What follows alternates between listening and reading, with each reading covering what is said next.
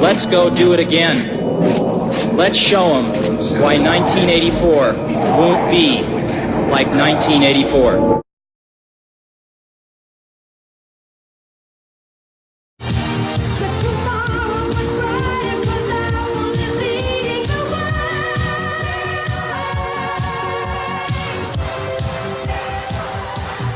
Hi, I'm Steve Jobs.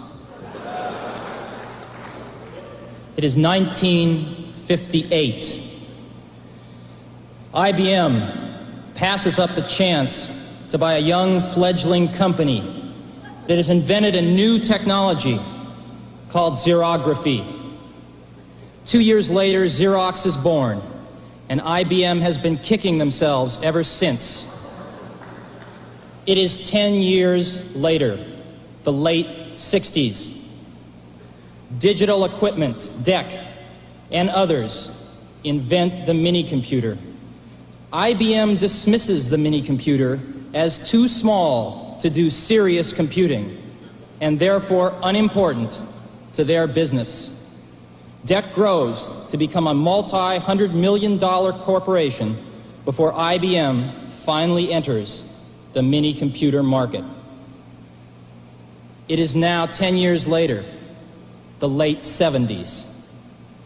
In 1977, Apple, a young, fledgling company on the West Coast, invents the Apple II, the first personal computer as we know it today.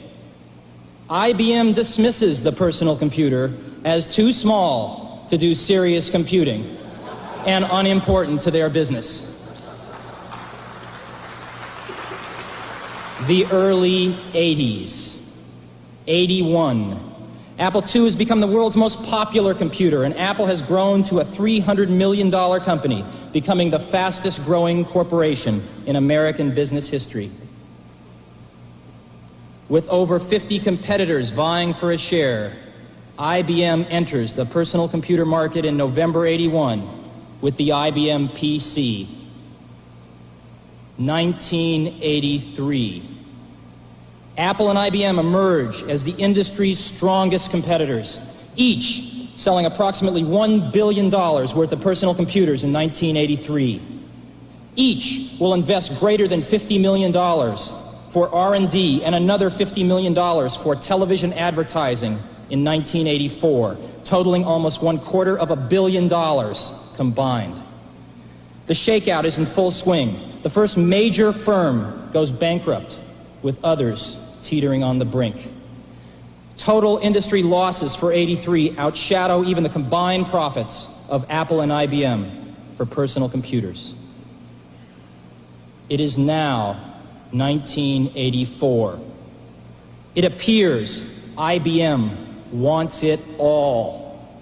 Apple is perceived to be the only hope to offer IBM a run for its money. Dealers, initially welcoming IBM with open arms, now fear an IBM-dominated and controlled future. They are increasingly and desperately turning back to Apple as the only force that can ensure their future freedom.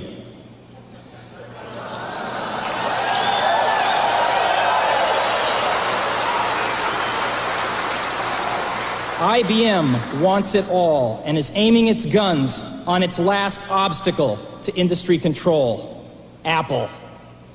Will Big Blue dominate the entire computer industry? The entire information age? Was George Orwell right about 1984? For today we celebrate the first glorious anniversary of the Information Purification Directives. We have created, for the first time in all history, a garden of pure ideology, where each worker may bloom, secure from the pests of vague contradictory thoughts. Our unification of thoughts is more powerful a weapon than any fleet or army on earth. We are one people, with one will, one resolve, one cause. Our enemies shall talk themselves to death, and we will bury them with their own confusion.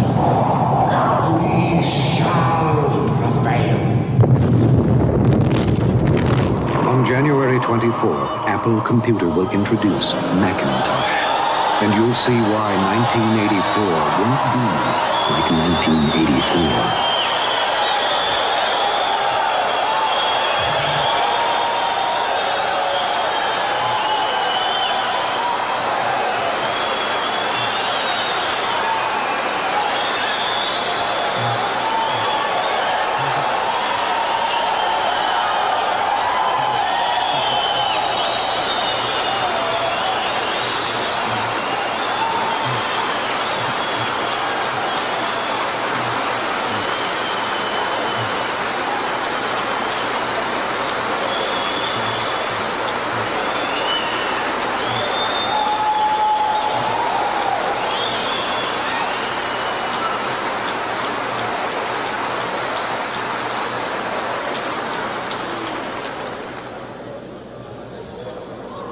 That ad is going to run 1 week before Macintosh is introduced.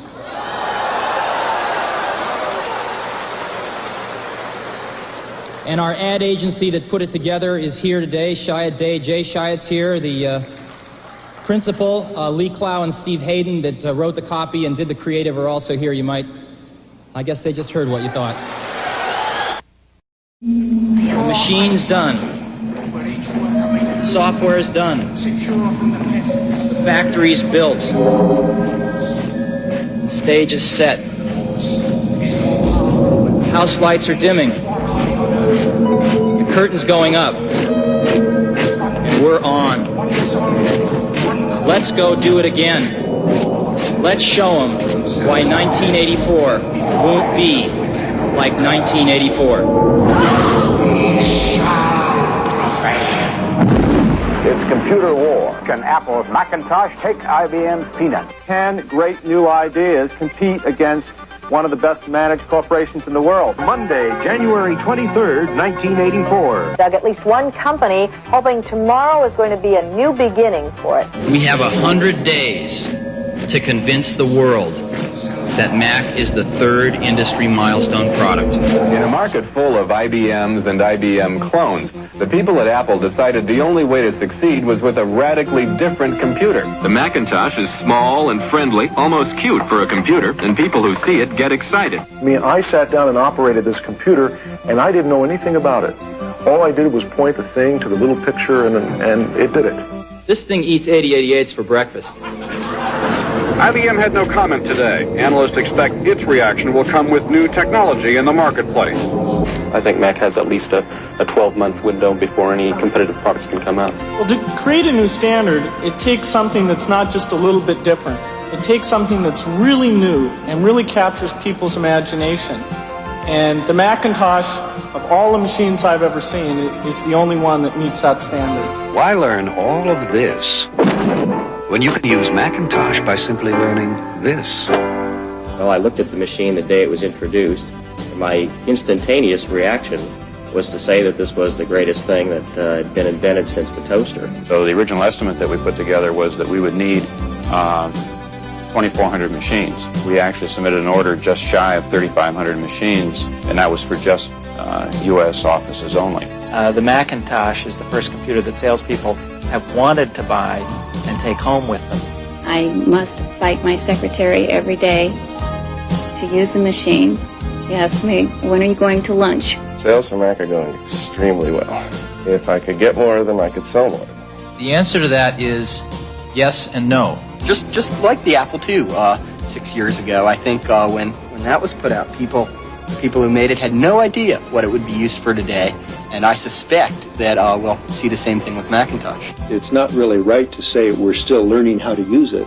What we're doing is discovering more surprises that are in the machine already.